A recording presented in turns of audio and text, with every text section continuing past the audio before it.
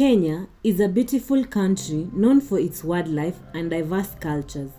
It's currently facing devastating crises. Drought and famine have left millions of people in urgent need of food, water, and other basic necessities. For farmers like John, the lack of rainfall has meant the loss of their livelihoods. With no crops to harvest, they struggle to feed their families and provide for their basic needs. The country is facing one of the worst droughts in decades, which has led to widespread famine, hunger, and malnutrition. The drought and famine crisis in Kenya is worsening by the day.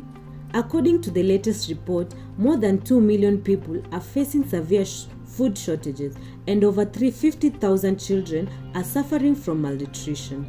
The drought has also led to a water crisis, with many communities facing acute shortages of clean drinking water. The situation is particularly dire in the northern and eastern parts of the country, where the rains have failed for several seasons in a row. Many farmers have lost their crops and livestock, and the lack of food and water is taking a toll on the health and well-being of the local population. The government and humanitarian organizations are doing their best to provide relief to the affected communities. However, the scale of the crisis is overwhelming, and more resources are needed to ensure that the people have access to food, water, and healthcare. The drought and famine crisis in Kenya is a stark reminder of the devastating impact of climate change on vulnerable communities.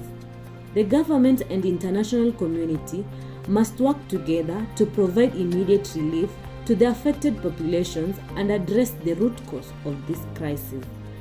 The situation in Kenya is not only a humanitarian crisis, but also a warning to the world that climate change is real and its impact on the poorest community can be a catastrophe.